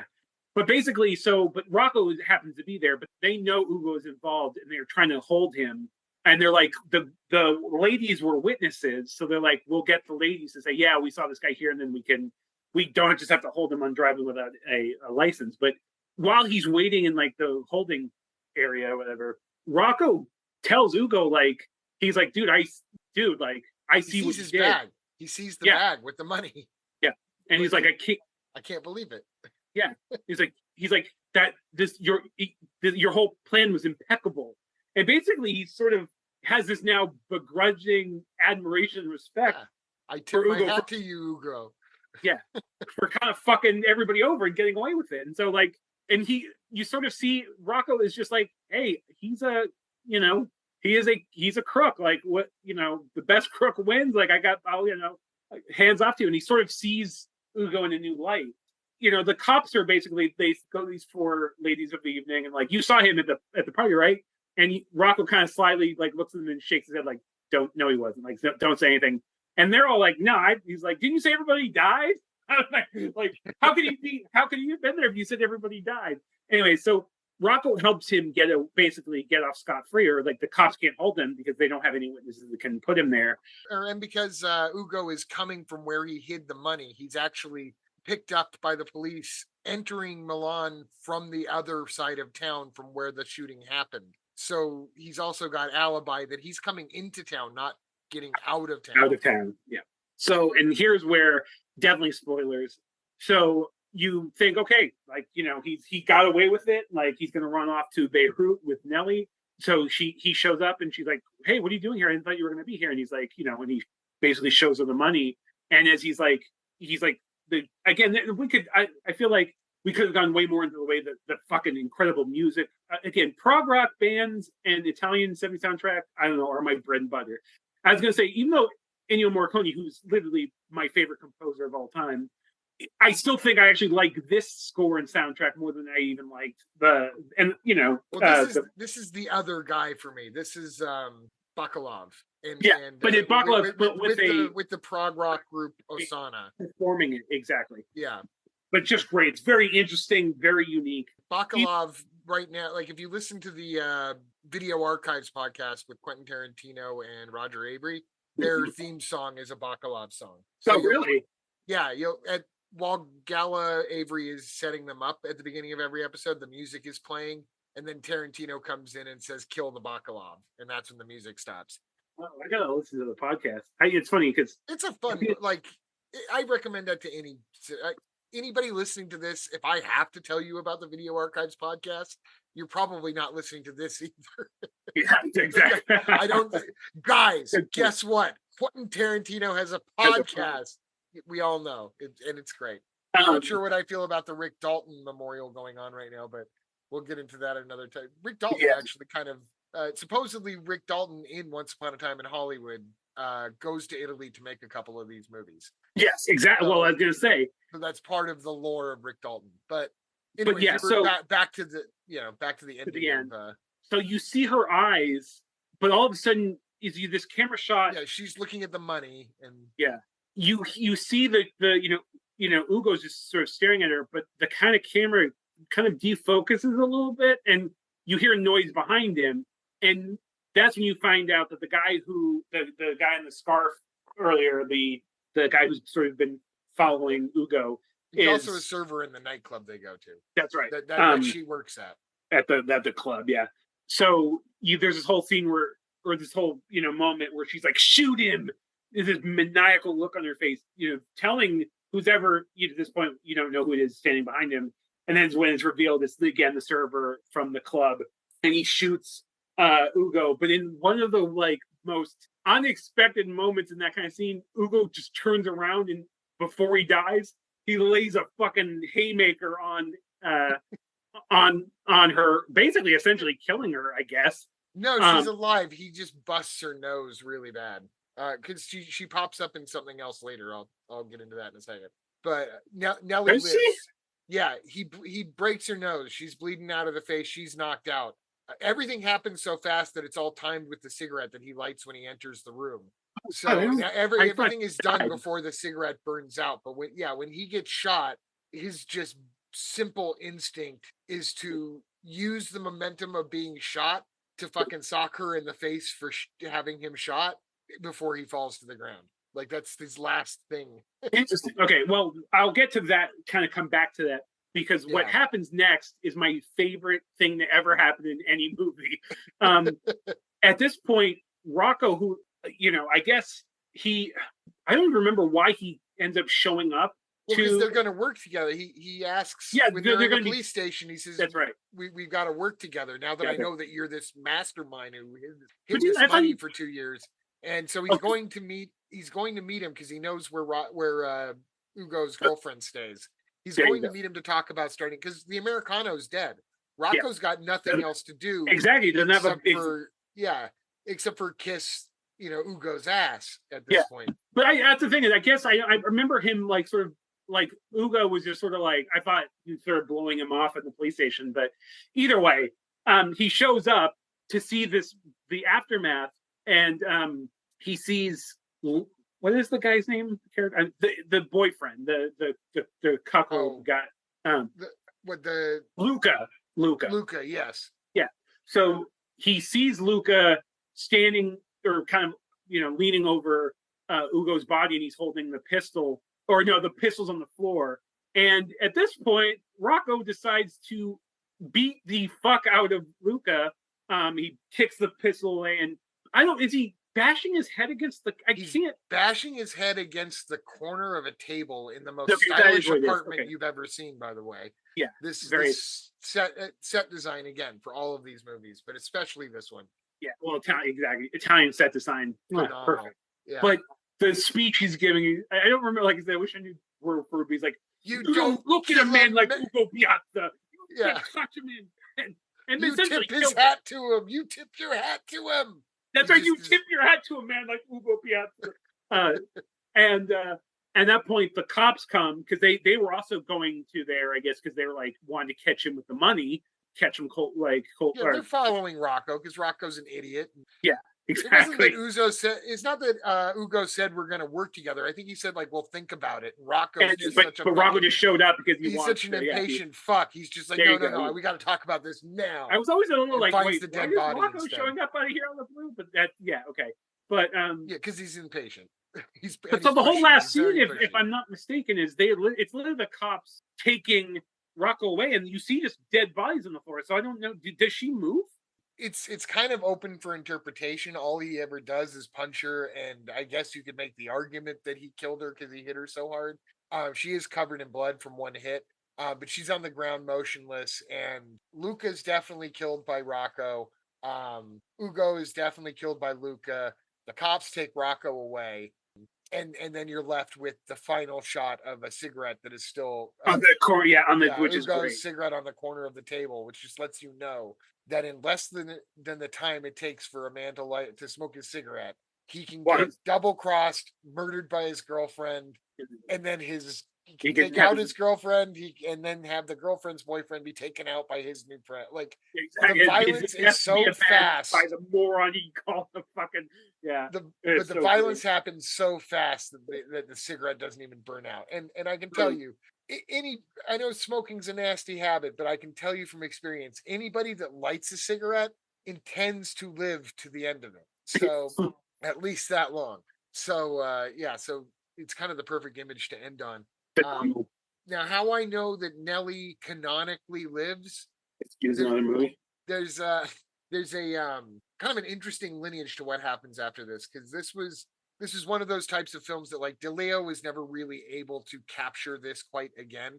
The other movies we've been talking about, The Italian Connection, The Boss, these are really cool movies. I love these movies and I highly recommend them, and they're cut above most other things from this period, but none of them touch Caliber 9 in quite the same way, which is why once I saw it based on your recommend, I'm like, we got to do Italian Connection another time. Let's talk about Caliber 9 because I'm too hot to talk about this shit.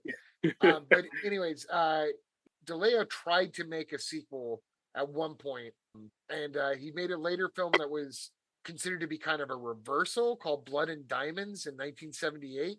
Where the relationships are just to the contrary of each other.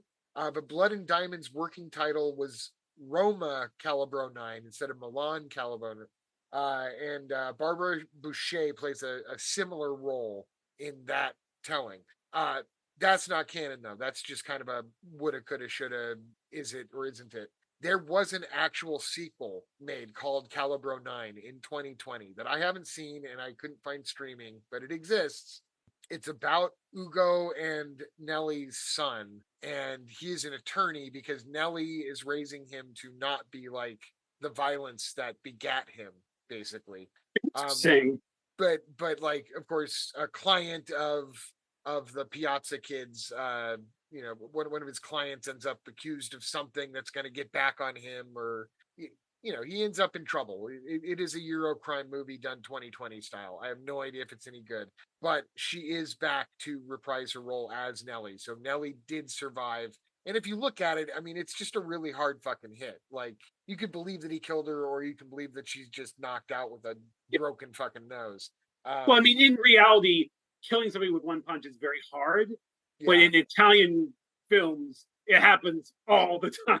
So yeah, it's just based on however hard Ugo wanted to hit her at that moment. But it's yeah, death what a moment. punch. Real quick, two things I want to touch about before we wrap up. Just two final observations. One, we were talking about Tarantino earlier in the Tarantino connection. Not knowing any of that, really having any of that context when I first saw this movie, when Ugo goes into Nelly's apartment for the first time, or kind of goes back and he's like, wow, the place looks really nice. It reminded me so much of when Vincent goes and sees You're right. um it's like even the way the camera moves and stuff, I was just like, wow, that reminds me so much of that scene in Pulp Fiction. I have no idea if they're Wait, related. wait a minute. Wait a minute. Something just dawned on me too. What was the name of Telly Savalas in Violent City? Weber, Weber. Okay.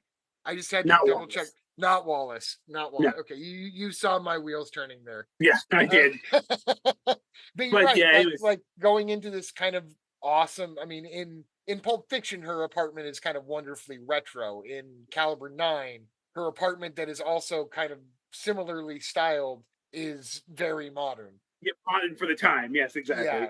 but But yeah, just the way the camera moves, everything about it felt. I was like, wow. The first time I went completely again, no reference really outside of like, damn, that reminds me of that scene in Pulp Fiction.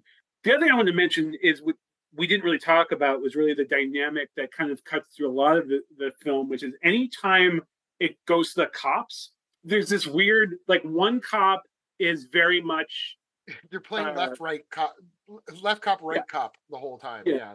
and very much, and it's literally talks about that crime is a result of income inequality and the fact that people, these Milanese, they don't have any options. Like, literally, like, the rich take advantage of everything, and the poor people have no choice but to go to crime. And then the main cop, who's the one that's like really after Ugo, is sort of like, no, rich people don't do anything wrong. It's just really interesting dynamic. The right leaning cop ends up getting the left leaning cop transferred out by the end Yeah, yeah, to the country where he's not going to have to worry about things like this. yeah. Um, but it's such an interesting dynamic that runs through the movie, that I thought it was like really, really interesting. But apparently, I guess the director was like kind of regrets including it now in a more like, I believe the actual quote is, in a more critical, self-critical way or whatever. Now, when he watches it, he thinks it detracts from the main story, and I can see that point of view. But I agree with him, but I appreciate it. It gives good context for Italy and the time and the place now. that's why I think it's so interesting, is because, and again, though, even though the movie itself isn't making any bigger, broader point about crime and revenge and all this stuff than any other crime movie, I think it just added a little bit of context that made it interesting, and go, especially if we're starting this whole deep dive into Eurocrime, that perfect, because it does kind of directly address what was going on at the time and what was kind of influencing in ways, the, like you said, the age of lead, or the years of lead, I forget the term. Years of lead. Yeah, which are, Speaking of, another interesting reason why DeLeo kept those sequences in was because he loved the performance by Frank yeah, Wolf, who plays the conservative yeah, cop. yeah, And the reason why he wanted to keep it in is because Frank Wolf committed suicide right after they finished filming this. that's right. He's one of the few Americans in this. The Americans are him and the guy playing the Americano. Ironically, both dubbed by Italians You on the guys, version that's yes, on Criterion. So neither of them are their original voices. So the Americano doesn't seem American in the slightest, but is apparently an American actor. Frank Wolf, I've seen in other stuff. He's also in Sergio Corbucci's great snow western, The Great Silence. He plays the guy who would be probably the good guy in another movie, which is kind of what Tarantino was going for with Kurt Russell in Hateful Eight. Like, here's the yeah. guy that would be the hero of this story, I, and we're gonna knock him off like midway through. But anyways, yeah. So Frank Wolf took his own life after this, and they weren't. He wasn't even able to dub his own voice. What's double interesting about this? It's not a fun fact at all, but very intriguing fact. The guy who played the left-leaning cop, Luigi Pistelli, who was all or Pisti, I don't know how to pronounce it exactly, but I know his face. I know his face very well from like The Good, Bad, and the Ugly, and Mario Bava's Bay of Blood, aka Twitch of the Death Nerve, that nerve. one of my favorite titles of all I time. was saying, yep. But he plays the left-leaning cop that gets transferred to the country in this. He also, much later in life, committed suicide. So both of those cops uh, took themselves out. I don't know. I mean, it's like I said, I don't know how.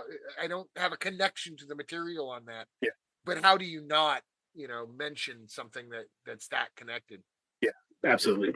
But they are great in the scene, like I said, and the fact that he just loved the performances so much that he kept them in. And again, I totally see, like I said, Yeah, these guys are feeding off of each other, and yeah, as I'm sure lots of people were in real life, at the coffee shops. If they weren't blowing each other up, they were arguing in the streets over this stuff. Far more escalated than what we're at now, even here. So it puts things in a little bit of perspective in terms of political turmoil. So, before I wrap up my phone, well, like I said, I kind of did, but one thing I want to point out is, like, first off, looking at it, he has a huge filmography, but the actor who plays Ugo, I don't kind of even ever want to see him in anything else, really, because to me the character, he so embodies that character, and he Exactly. just, Like, I want him to be Ugo. Like, yeah, I can now see Fanucci when I look at him if I look real hard and squint my eyes. And really, all that Coppola did was because it's a year later from this. just Probably because Coppola, being an Italian director probably saw this movie and said, I want that guy in Godfather 2 somehow. But all he had to do was put a mustache on him and he just looks completely transformed. Great. Um, So I love it. I'm glad you liked it as much as you ended up liking it because, as I said before, it's you sort of starting at the best and working your way downward as far as I feel like this goes. There's still a lot though that I see as like I've never seen. Um, oh man, there's some of the titles that was like I need to see this and I need to see this. But some of the top ones I'm like I not only have I not seen some of the films I hadn't really even heard of, but I know, like I said, speaking personally, Caliber 9 is sort of like the pinnacle, and then everything else sort of falls below that. But again, there's yeah. still, with that said, like I said, I'm glad you saw Street Law.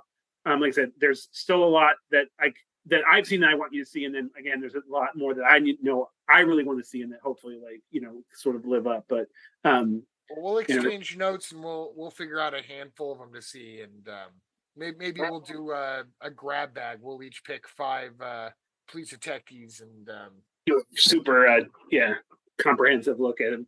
yeah, I think it'd be a lot of fun. I am totally down for. I wouldn't be surprised if there ended up being a screenplay in me from that jump starts from watching these movies. I do not doubt it. Which is exactly why I put off watching them for so long. I knew that it was going to do this to me, but I didn't know there was going to do it to me on this level. You know what I mean? Yeah, but I mean, that's what's so funny though, is because that's what I love about film, as even to this point where I've gone back in all sorts of eras and decades and countries of origin and stuff, but there's still so much great film out there to just kind of rediscover, to discover. And, again, something like Caliber 9, I don't ever hear anybody. That's what kind of sucked. Why it made me excited to talk about this is, again, when I first started watching these movies, I was I was sort of in an echo chamber. I didn't have anybody to discuss about Caliber 9 and these awesome films. So Easy for that to happen with this kind of movie too. That's yeah, why I love having friends like you and Casey and my friend Ryan Peary out there. If you're listening, Greg Sargent. I've got a couple of friends that I can thankfully every now and again say, "Hey, have you seen Mr. No Legs before?" That sort of thing. did you see it yet? No, not yet. I know it's streaming. I got distracted by stuff that was actually brilliant instead of stuff that's Accidentally brilliant. right extremely exploitive. Yeah, Although these would be called exploitation film in the 70s as they were released absolutely. here, these would have played grindhouses and drive-ins. It's got that flavor. In Italy, they were popular movies, but they weren't considered the upper crust. In Italy back then, they were really snobby, and the level of national praise that was given to people like Fellini or Luchino Visconti and Antonioni and some of the other Italian Antonio. directors. Pier Paolo Pasolini. I'm not sure if he was. I'd like to know more about whether he was really respected during his time or after Or his time, because after he's pretty. posthumous. He really walks that fine line of exploitation and art simultaneously. But anyways, yeah, there's like a certain level of artist in Italy, and they deserve to be named as Oh, masters. Like absolutely. Fellini and Visconti and Pasolini and all these guys, they're absolute geniuses. But then there was kind of like the blue collar movies, and that's Yeah. where the spaghetti westerns and the giallo and the crime films and where all of that kind of had its place. And sometimes their directors had a little bit more of a sleazy reputation, like not Weinstein sleazy, although I mean it's hard to imagine any situation where in the 70s that was not somewhat creepy. I say this as Uh, an Italian, but 70s Italy, I'm sure there was yeah, inappropriate things happening constantly. right. Unfortunately, so, but yeah. So I'm not saying they were saints or anything like that, but yeah, it wasn't seen as trash quite the same way though. Like I think some of the Fulci horror movies were considered actual trash, but they still played very well in the theaters out there, and they played in grindhouses out here.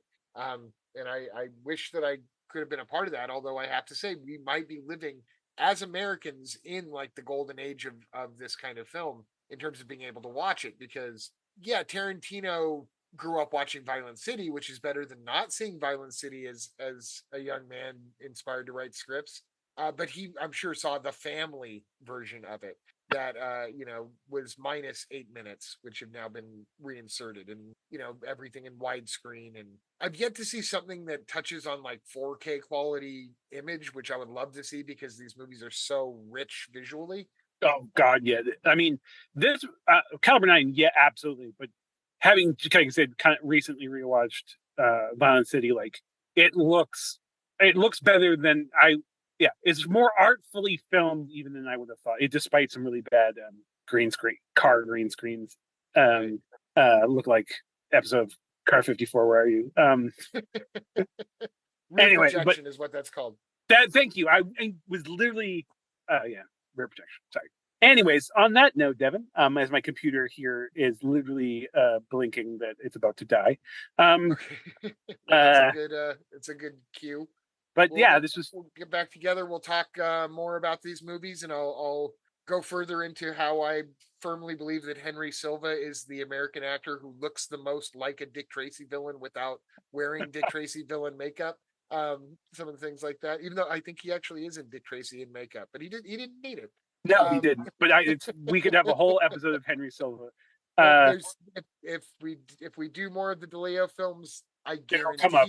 Yeah, exactly. Silva, yes. So I look forward to that, and I hope you and your family are well. It's always great talking to you, and as this episode firmly proves, you've still got so much to teach me because I never would have seen. Like, I've read the name Caliber 9 in things before, but I don't think I'd ever heard it spoken aloud until you recommended it. Well, like you said, I knew you would appreciate it.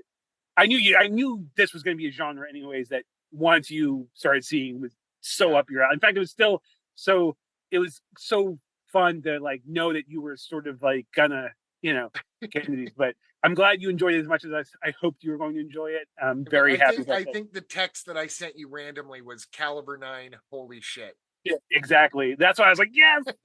I was so.